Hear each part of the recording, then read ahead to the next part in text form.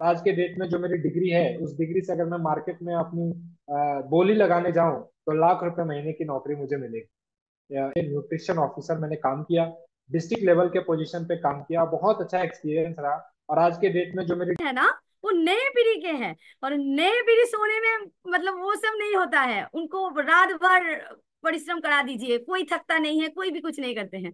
तो वो जोश यहाँ पे दिखाना है, क्योंकि जो वक्ता होता है वो श्रोता के ऊपर डिपेंड होते हैं बहुत हद तक। एक बहुत शानदार वक्ता, लेकिन श्रोता वैसे ही ढीला ढाला बैठे हुए हैं तो उनको जोश नहीं आएंगे। लेकिन श्रोता भी उतना एक्साइटेड है, जो बोल रहे हैं वो भी एक्साइटेड है, तो वो प्रोग्राम का जो होता है ना, वो कई गुना वो प्रोग्राम का मान जो है वो ऊंचा हो जाता है। तो एक बार सभी साथी आशा करते हैं रेडी हैं। ये बोलने के बाद बहुत सारे साथी कैमरा ऑन कर दिए हैं, सोच रहे हैं हो क्या रहा है। हाँ, यहाँ पे आज बहुत बहुत अच्छा शानदार होने वाला है, ये गारंटी मैं लेती हूँ। तो एक बार कैमरा ऑन करिए मुस्कुराते हुए, डायरी और पेन मैं भी ली हूँ, ऐसा बोलते नहीं, तो मैं भी डायरी और पेन साथ में रखी हूँ, तो डायरी और पेन साथ में ले लीजिए। सारा हो गया है, सबको फोन फान हो गए हैं अभी। मतलब पूरे फोकस यहाँ पे रखिए। किन्हीं का फोन आए, जैसे हम लोग सेमिनार में करते हैं, फोन को हम लोग साइलेंट मोड में रख देते हैं। तो अभी तो बहुत सारे साथी मोबाइल में ही बैठे हैं, तो साइलेंट नहीं करना है। अभी कोई भी फोन आए उसको नहीं पकड़ना है, फुल फोकस इस प्रोग्राम में देना है। तो चलिए आप सभी के साथ सहयोग के साथ मैं मोनालिसा मालदा जिला वेस्ट बंगाल से सबका स्वागत करती हूँ। और एक बार जय आरसीएम के नारे के साथ, डिजिटल फिजिकल क्लैपिंग के साथ, भरपूर जोश उत्साह के साथ जिनको बुलाने वाले हैं वो है यूथ आइकॉन। बहुत शानदार शख्सियत, शायद आप लोग इनका पहला सेशन देखे हैं, बहुत सारे व्यूज आए हैं। आज उन्हीं प्रोग्राम के जो वो प्रोग्राम नहीं देखे हैं, आज ये प्रोग्राम खत्म होने के बाद जरूर जाके वो प्रोग्राम देख लीजिए, क्योंकि उसी प्रोग्राम के आज कंटिन्यू मतलब पार्ट टू होने वाले हैं। तो आज हम लोग पार्ट टू की ओर आगे बढ़ते हैं और बुलाते हैं youth icon Piyush Verma sir को। पीयूष भैया स्वागत है, आइए please, over to you. Thank you so much. मेरी ऑडियो वीडियो सब क्लियर है, एक बार कंफर्म कर दीजिए। आवाज सही आ रही है? मेरी आवाज अगर आ रही है, एक बार आशा करता हूँ कि मेरी आवाज आप लोगों तक पहुंच रही होगी। तो एक बार कंफर्म कर दीजिए मोनालिसा दीदी की मेरी आवाज आप लोगों तक पहुंच रही है। हमें Audible?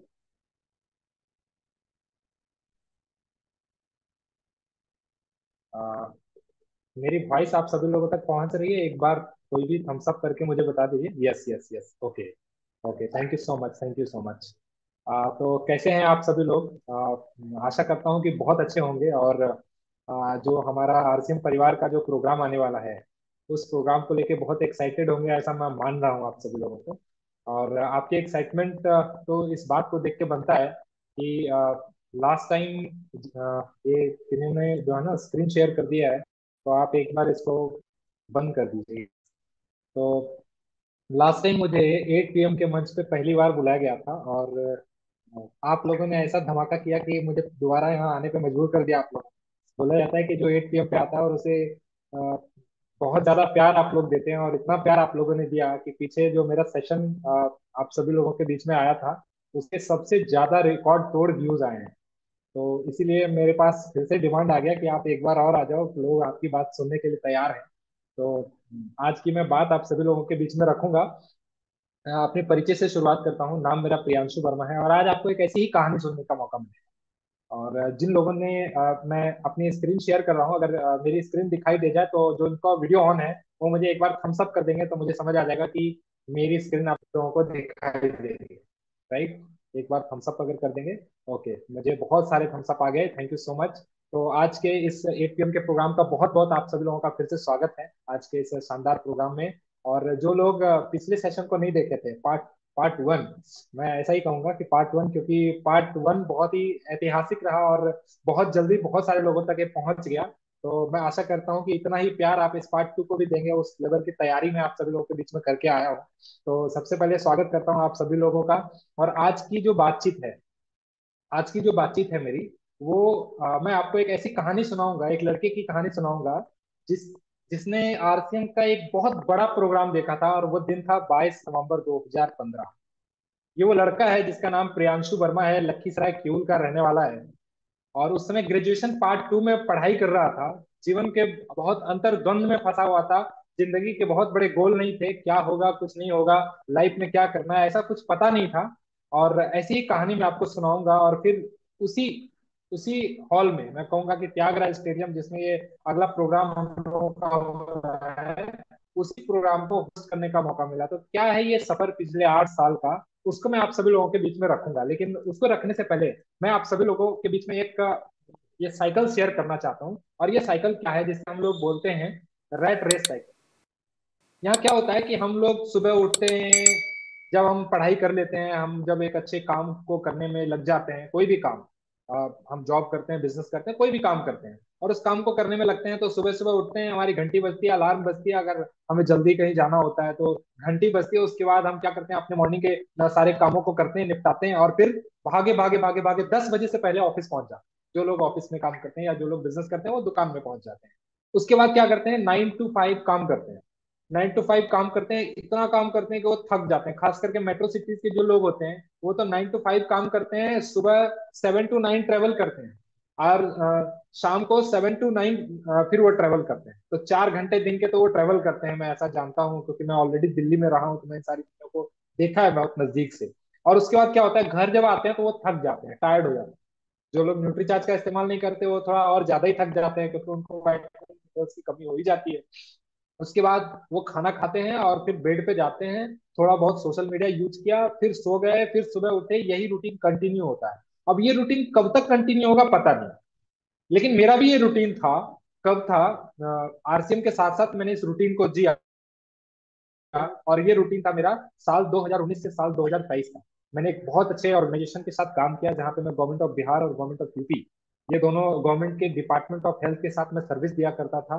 As a nutrition officer मैंने काम किया, डिस्ट्रिक्ट लेवल के पोजीशन पे काम किया, बहुत अच्छा एक्सपीरियंस रहा।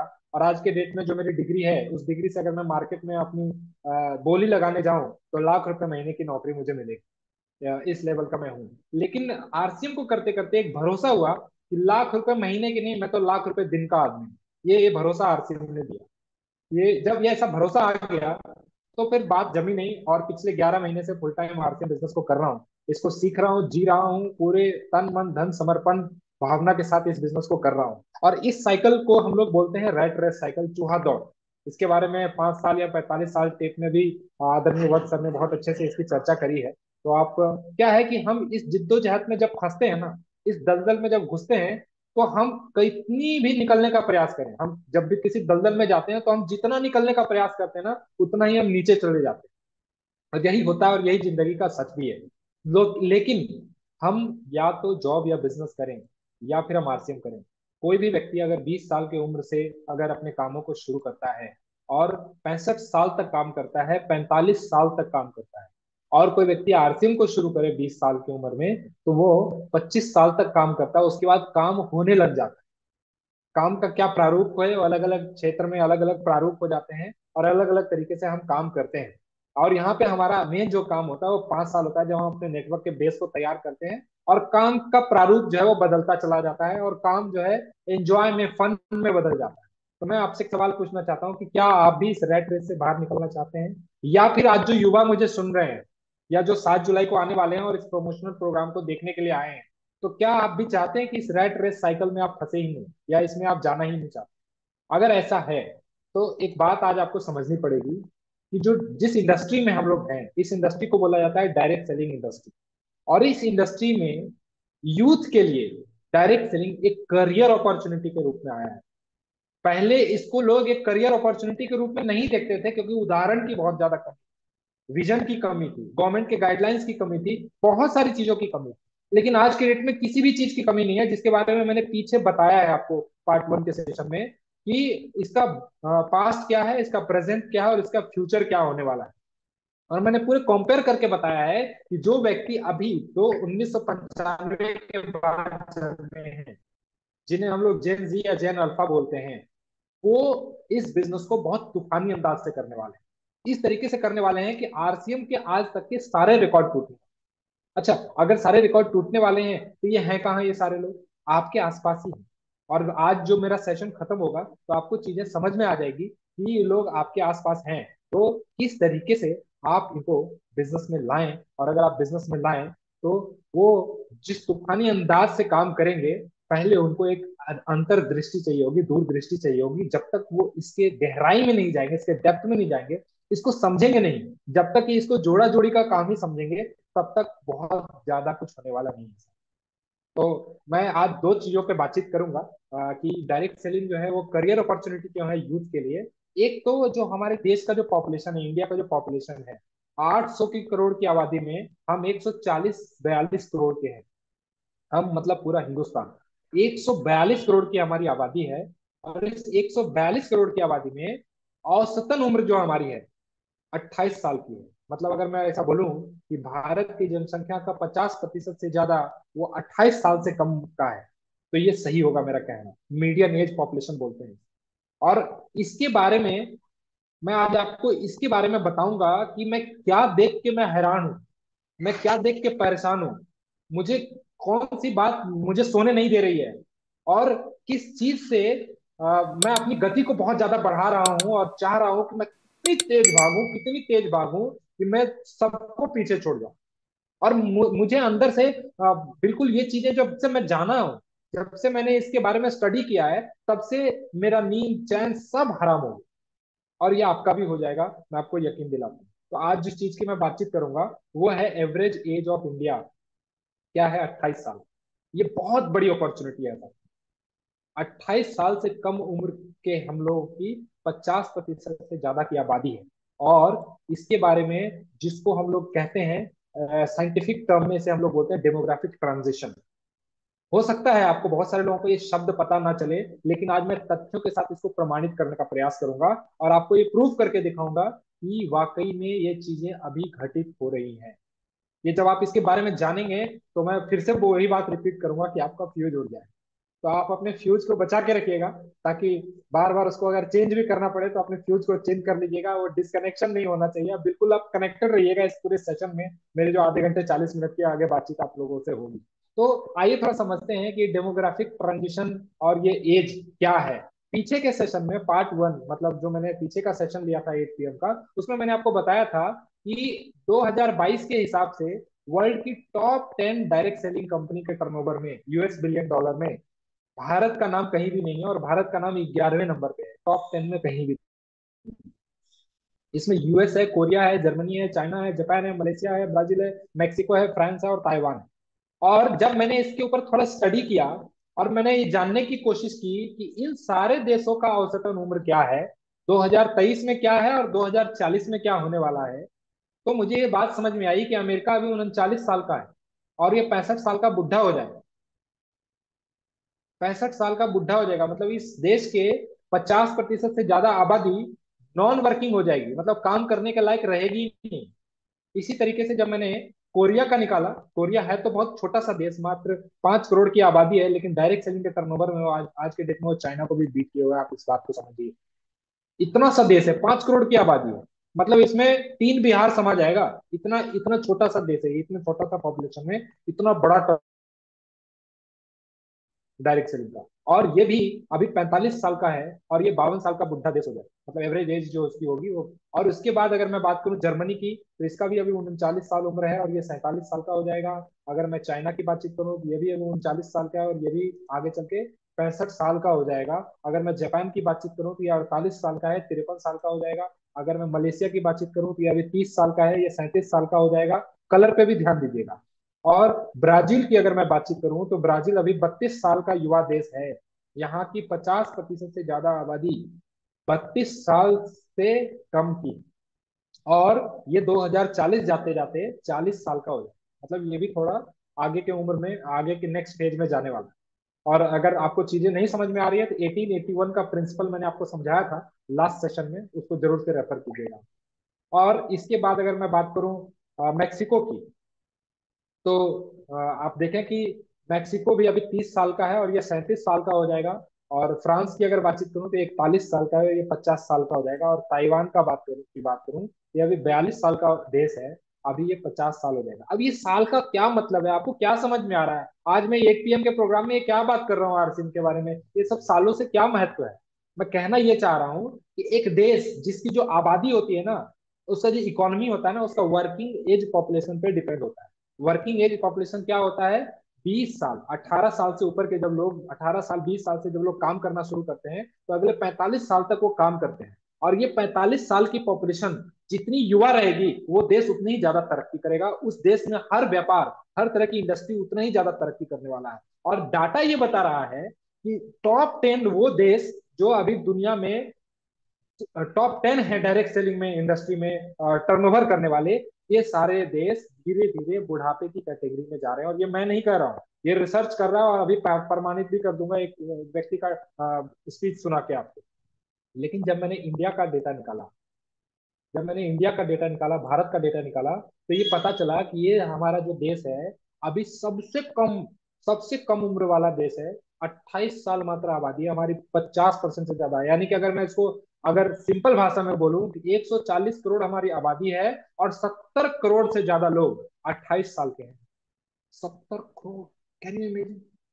70 करोड़ लोग, 140 करोड़ की आबादी में 70 करोड़ लोग 28 साल से कम उम्र के हैं। और ये 2040 तक मात्र 34 साल के होंगे।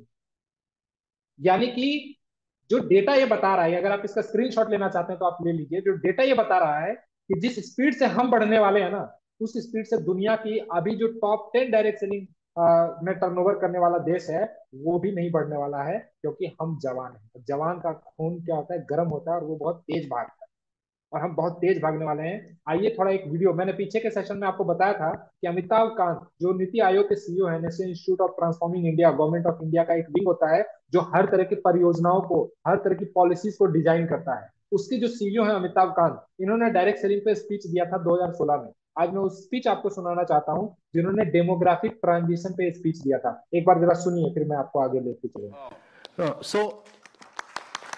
So while we are growing at 7.6%, we need to grow at 9 to 10% per annum for 3 decades or more to be able to create jobs for a very young population. We are passing through a window of demographic transition, which rarely happens in history. Our population is very young. You know, the biggest social and economic transition that is taking place across the world is the fact that the population in Europe and America is getting older and older. The population in India is getting younger and younger, and it will keep getting younger till 2040. And therefore, if you have to reap this advantage, it can be a huge nightmare as well if you are not able to create jobs. So if you have to create jobs, there are only two ways. One is to push manufacturing in a very big way, and the other is to push direct selling. Yeah. So that many of you create jobs. You people were, many states, Kerala, West Bengal, many of you were seen as people who were doing chit funds. You're not doing chit funds. You are doing a very respectable profession. You are economic drivers of growth for India. So we respect that. And that has now been recognized.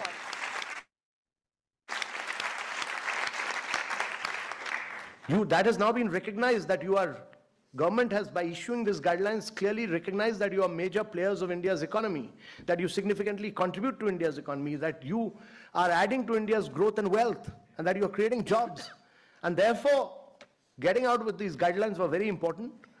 And these guidelines have now been given to different states to realize that you are important players in India's economy, and every state will respect these guidelines because they have been issued by government of India. बातें आपको समझ में आई थोड़ी? अगर नहीं समझ में आई तो मैं आपको हिंदी में समझा देता हूँ कि मैं आपको कह रहा हूँ कि आने वाले 10 साल में आपको एक बहुत बड़े खजाने की मैंने आपको एक चाबी बताई। आप अगर हिंदी में समझना चाहते हैं कि अगर आप समझिए कि आने वाले 10 साल में, 15 साल में आपके पास एक बहुत बड़ा खजाना मिलने वाला है, और वो खजाना आरसीएम है, वो खजाना डायरेक्ट सेलिंग है। ये मैं नहीं कह रहा हूँ, ये हिंदुस्तान के और पूरी दुनिया के बड़े बड़े बुद्धिजीवियों का कहना है। ये मेरा कहना नहीं है। मैं तो बस इनको सुन के अपनी स्पीड को बढ़ा रहा हूँ।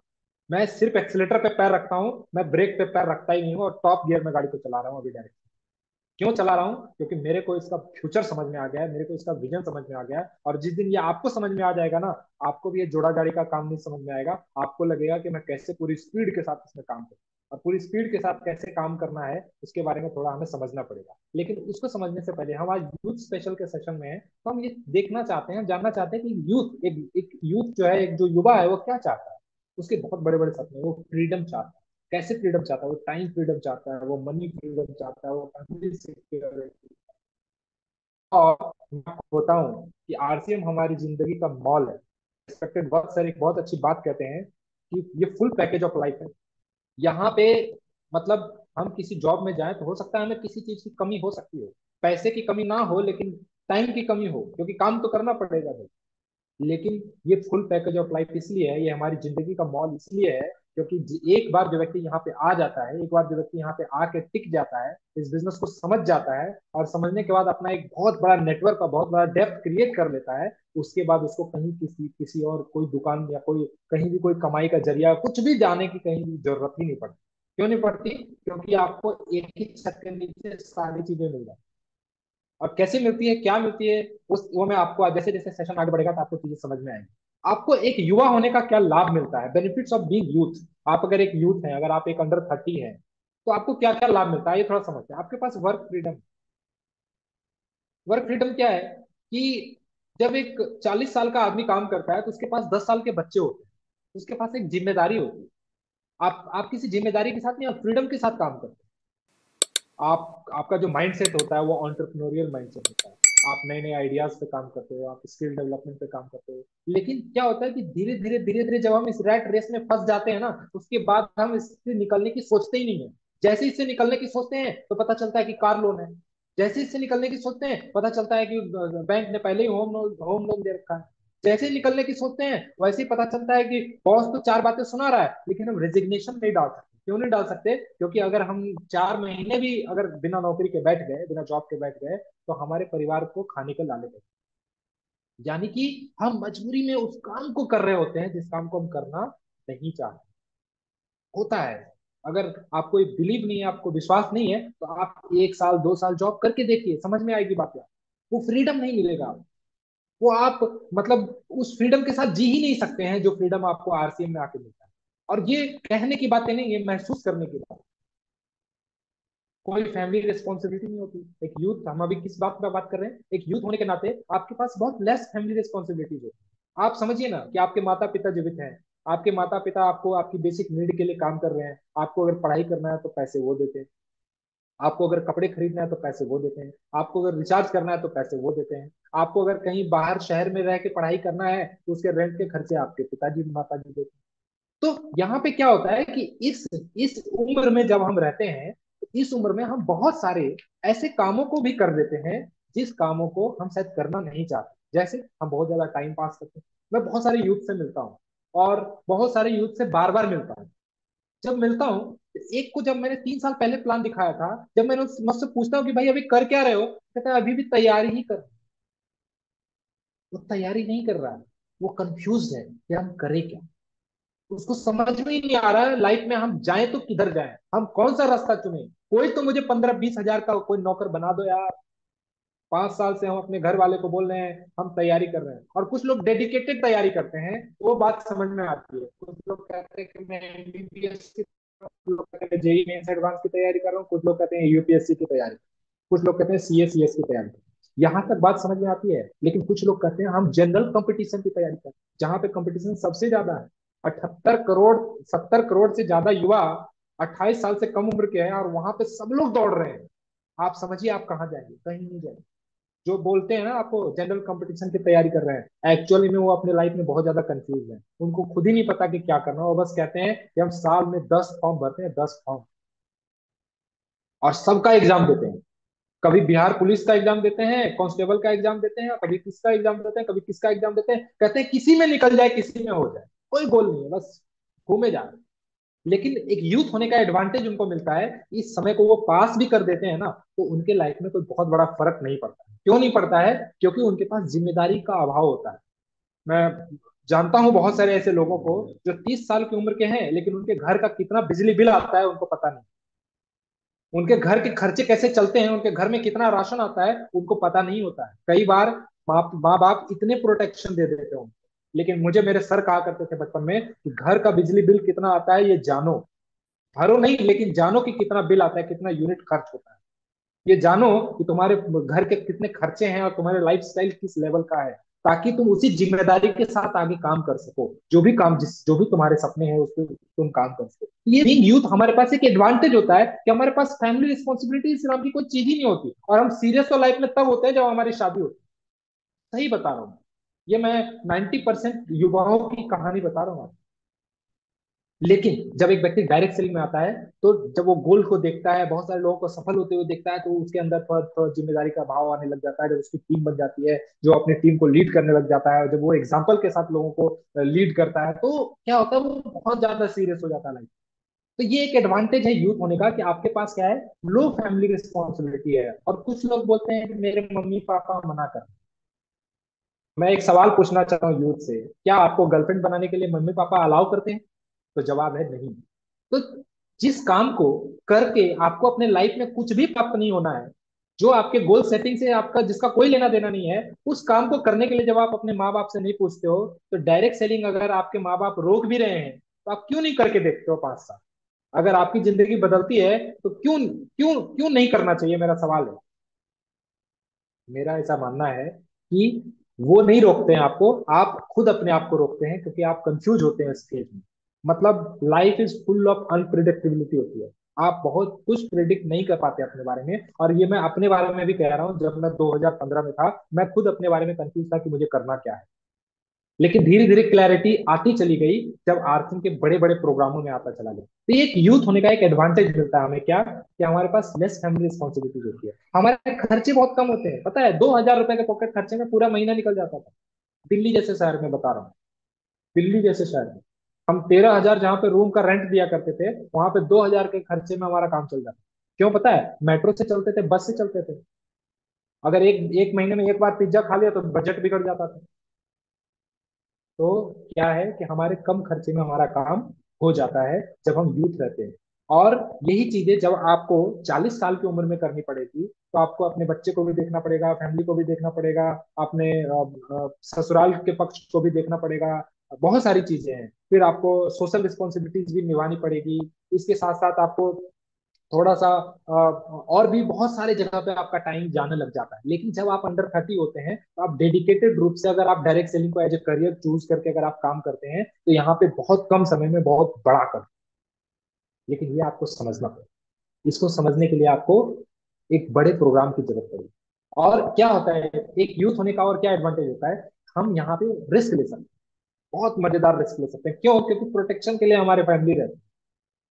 हमारी फैमिली कहती है यार बेटा, जो तुमको करना है करो। हम कई बार सालों साल तैयारी में बिता देते हैं। हमारे माँ बाप बोलते हैं हम तुमको खेत बेच के पढ़ाएंगे, लेकिन हम पढ़ाएंगे, तुम पढ़ो। लेकिन ये फर्म बिलीव जिस दिन एक डायरेक्ट सेलिंग पे एक युवा को आ जाएगा, वो यहाँ पे रिस्क लेने के लिए तैयार हो जाएगा। जैसे वहां पे वो अपना 3-4 साल का करियर सिर्फ तैयारी में बिता देता है, जहाँ पे 4 साल के बाद उसे कुछ भी नहीं मिलता, वो अगर उस कमिटमेंट के साथ एक युवा डायरेक्ट सेलिंग आरसीएम बिजनेस में अगर लगा दे, तो उसको बहुत कुछ मिल सकता है, बहुत कुछ मिल सकता है। तो क्या होता है, मैं बताना चाहता हूँ, 30 साल की उम्र में हम क्या करते हैं, घर से बाहर निकलते हैं अपनी पढ़ाई के लिए और जॉब को खोजने के लिए। और अगले 30 साल जब हमारे माँ बाप को हमारी सबसे ज्यादा जरूरत होती है, तो हम बोलते हैं कि हम तो छुट्टी में सिर्फ घर आए। क्यों? क्योंकि करियर है, जॉब है। अगर 10 दिन से ज्यादा छुट्टी ले लिया ना, तो बॉस निकाल देगा बाहर, बोलेगा आउट हो जाओ, नहीं चाहिए मुझे ऐसे एम्प्लॉय। ये तो हालत है 50-60% एम्प्लॉय की, जो खास करके प्राइवेट सेक्टर में काम करते हैं। उनके पास टाइम नहीं है अपने मम्मी पापा के लिए। लेकिन आप देखिए हमारे कोर लीडर्स को, अपने माँ बाप को पलकों पे बिठा के रखते हैं। आज तक शायद इन सारी बातों की तरफ किसी ने गौर नहीं किया होगा, लेकिन मैं जाके देखा हूँ खुद अपनी नजरों से। मैं देखा है वत्स सर के फादर कितने शान से रहते हैं, और शान से कहते हैं कि सुरेंद्र वत्स मेरा बेटा है। फील कीजिए आप, जब मैं विशाल भाई से मिलता हूँ, तो अपने ग्रैंडपा के कितनी कितनी रेस्पेक्ट करते हैं। उसी उसी के इतर जब हम आम जिंदगी में जाते हैं, तो वहां पे अपने दादाजी से लोग ये चाहते हैं कि जल्दी से मर जाए। माफी चाहता हूँ, बड़े कड़े शब्दों का इस्तेमाल कर रहा हूँ आज, लेकिन अंदर की पीड़ा है जो देख रहा हूँ, सहन नहीं होती उस सारी चीजों को देख के। ये हाल है आज के युग में। लोग कहते हैं कि घोर कलयुग आ गया है।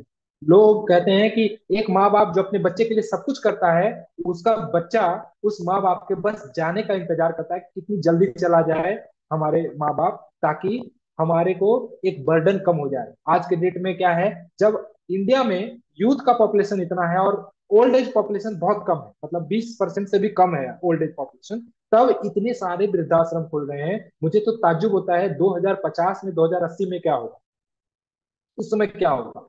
लेकिन आप देखिएगा जो लोग डायरेक्ट सेलिंग में है ना, वो कभी नहीं चाहेंगे कि अपने माँ बाप से वो दूर रहे। वो अपना शेड्यूल इस तरीके से बनाएंगे कि वो अपने माँ बाप को भी टाइम दें, अपने फैमिली को भी टाइम दें और अपने बिजनेस को भी टाइम दें। क्यों? क्योंकि यहाँ पे टाइम फ्रीडम मिलता है, आप अपने हिसाब से अपने शेड्यूल को प्रिपेयर कर सकते हैं। ये मौका है आपके पास डायरेक्ट सेलिंग में, आरसी बिजनेस। ये चीजें कहाँ मिलती है? ये यहाँ पे मिलती है। आपको इन सारी चीजों को थोड़ा सा समझना पड़ेगा। और एक यूथ को अगर ये बातें समझ में आ गई। एक बार एक कवि हुआ करता था। उसकी माली हालत इतनी खराब हुई कि घर में खाने के लाले पड़ गए। कि डायरेक्ट सेलिंग में कोई व्यक्ति काम इसी करता है कारण उसने महल में जाकर राजा से तो मदद उसे मांगने का एक्सपोनेंशियल ग्रोथ फैसला मिलता किया। है।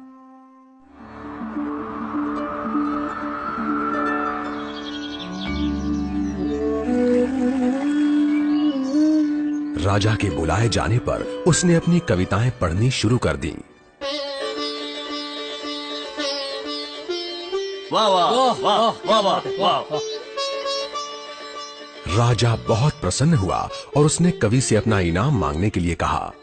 कवि ने मोहरों से सजे शतरंज की ओर इशारा करते हुए कहा, महाराज, अगर आप पहले खाने में चावल का एक दाना रखें और हर खाने के लिए उसे दुगना करते जाएं, तो मैं समझूंगा मुझे मेरा इनाम मिल गया।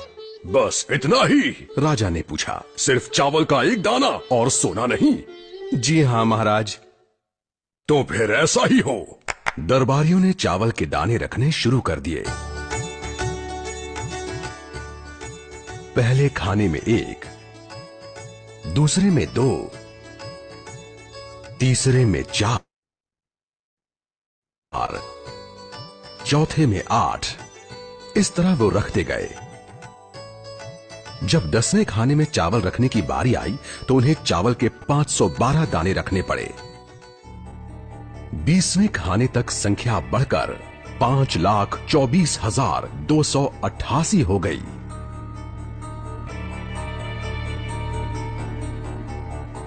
आधे हिस्से तक आते आते 32वें खाने में चावल के दानों की गिनती 214,74,83,648 हो गई।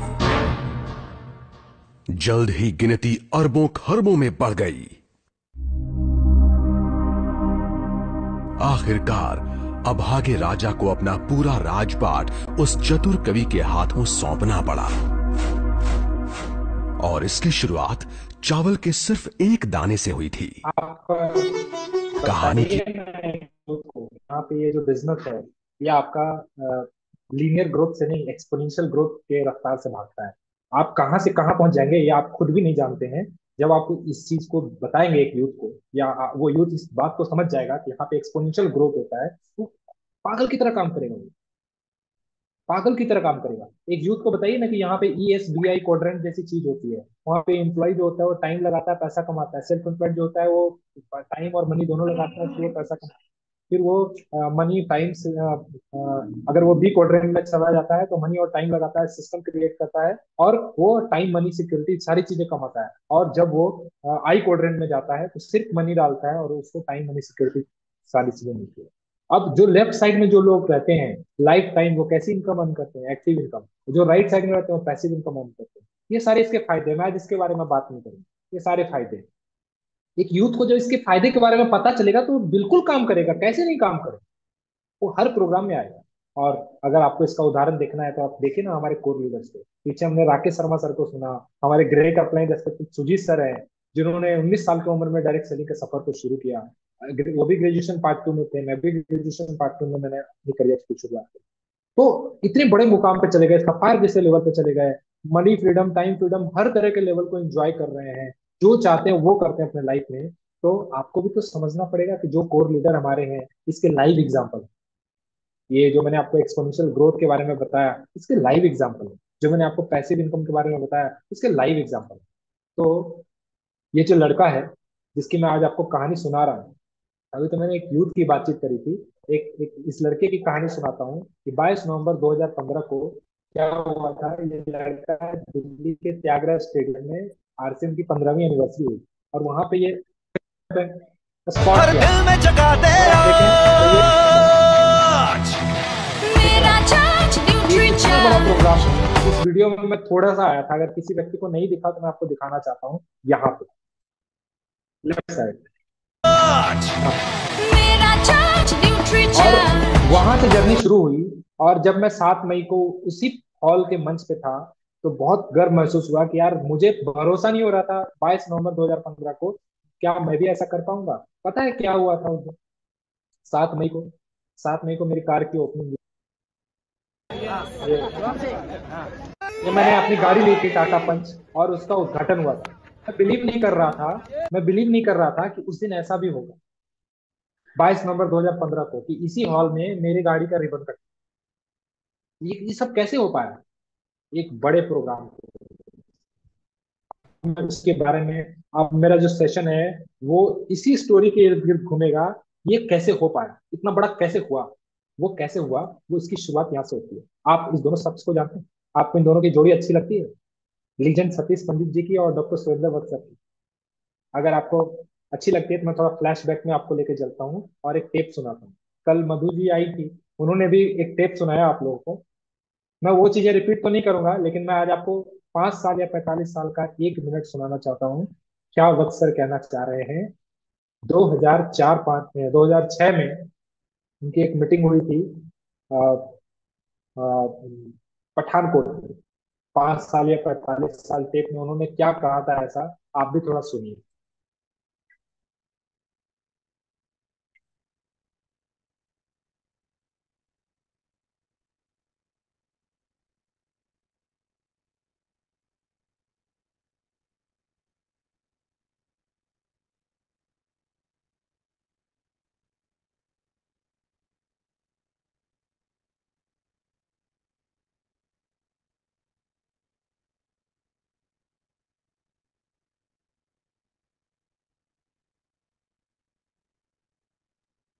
ऑडियो नहीं आ रहे हैं प्रियांशु भैया।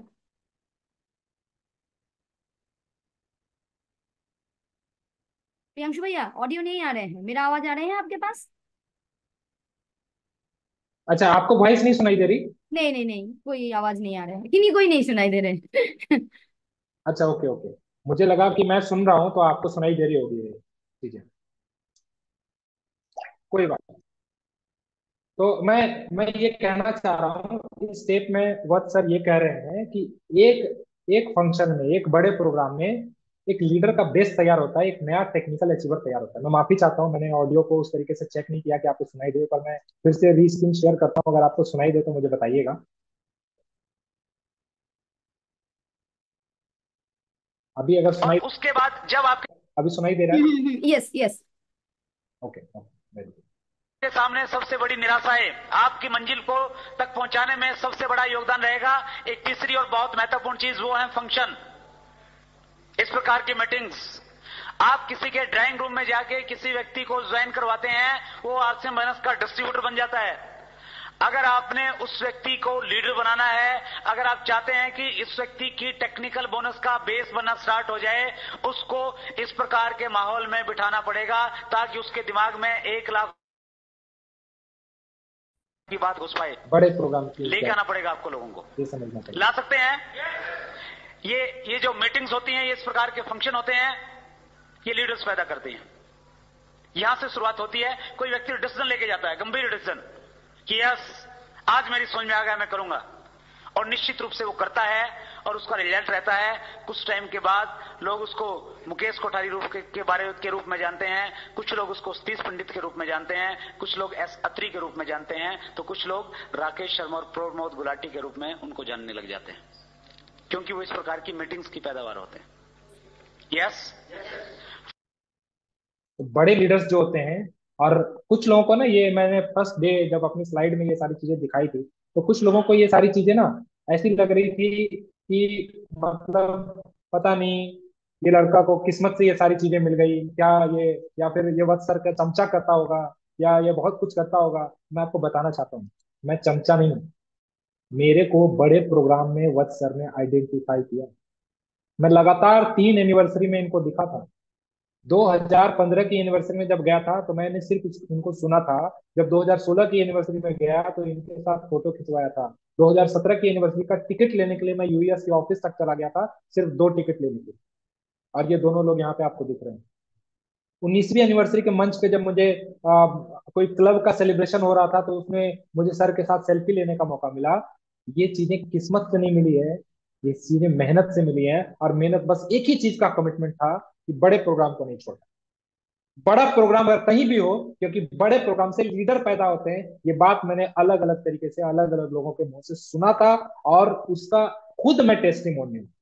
अगर आप मुझे देख रहे हैं आज आप 8 PM में, तो उसका सबसे बड़ा टेस्टिमोनियल मैं हूं बड़े प्रोग्राम का पैदावार। और क्या होता है बड़े प्रोग्रामों में? ऐसा बहुत सारे सफलता को देखते हैं, हमारे भीतर एक विजेता जागता है। ये होता है बड़े प्रोग्राम में। कैसे होता है? आइए, जिसने मेरे अंदर के विजेता को जगाया, मैं बहुत बहुत धन्यवाद शुक्रगुजार हूँ रेस्पेक्टेड विजय विरोधिया सर का, जिनकी एक बात तीर की तरह मुझे लगी थी 22 नवंबर 2015 को। सुनिए जरा इस बात। भाई साहब Vijay Virodhiya, thank you very much, thank you very much, thank you very much. Vijay Virodhiya basically karate coach था। कंप्यूटर इंजीनियरिंग करने के बाद कंप्यूटर का एक सेंटर चलाता था और सुबह बच्चों को कराटे सिखाता था। 8 फरवरी सन 2001 से आरसीएम शुरू किया और सीखते सीखते आज एक चीज पता चली कि आरसीएम बहुत से लोग पैसे के लिए करते हैं, बहुत से लोग नाम के लिए, सम्मान के लिए, लेकिन ये एक ऐसा प्लेटफॉर्म है, आपको जो चाहिए you can gate each and everything by this business. आपको पैसा चाहिए यहां मिलता है, सम्मान चाहिए यहां मिलता है, नॉलेज चाहिए यहां मिलती है, स्वास्थ्य चाहिए यहां मिलता है, लोग चाहिए यहां मिलता है, तालियां चाहिए यहां मिलती है, घूमना फिरना चाहिए यहां मिलता है, समय चाहिए यहां मिलता है, आजादी चाहिए यहां मिलता है, दुआएं चाहिए यहां मिलता है, कुछ भी चाहिए, each and everything you can get by this business. It is not because of you. सिर्फ आप अपने दम के ऊपर ये सब कुछ नहीं ले सकते, क्योंकि इसके अंदर एक सशक्त लीडरशिप है, एक सिस्टम है। क्योंकि जिंदगी में कोई भी आप काम करो उसके अंदर आप अकेले जिम्मेवार होते हो उसके फेलियर के और सक्सेस के, लेकिन इस बिजनेस के अंदर एक खूबी है कि अगर आप एक कदम आगे बढ़ाते हो तो सिस्टम आपके साथ है और आप बहुत ऊंचाइयों पे जाओगे, बस शुरू आपको करना है। पूरी की पूरी बात मेरे दिल के अंदर उतर गई थी और मैं उसमें रोया था। मुझे समझ आया यार, एक कदम मैं बढ़ाऊंगा तो पूरा का पूरा कदम सिस्टम कर देगा। विश्वास नहीं हुआ था। मैं उस समय भी ये बिलीव नहीं किया था कि आज 8 PM जैसे मंच पे मैं आज आप लोगों के बीच में आके इन सारी बातों को शेयर करूंगा। कभी मैंने नहीं सोचा था इन सारी चीजों को, लेकिन ये सारी चीजें कब हुई? जब मैं बड़े से बड़े प्रोग्रामों को कभी नहीं छोड़ने का एक संकल्प, और 2015 के बाद से मैंने एक भी एनिवर्सरी मिस नहीं।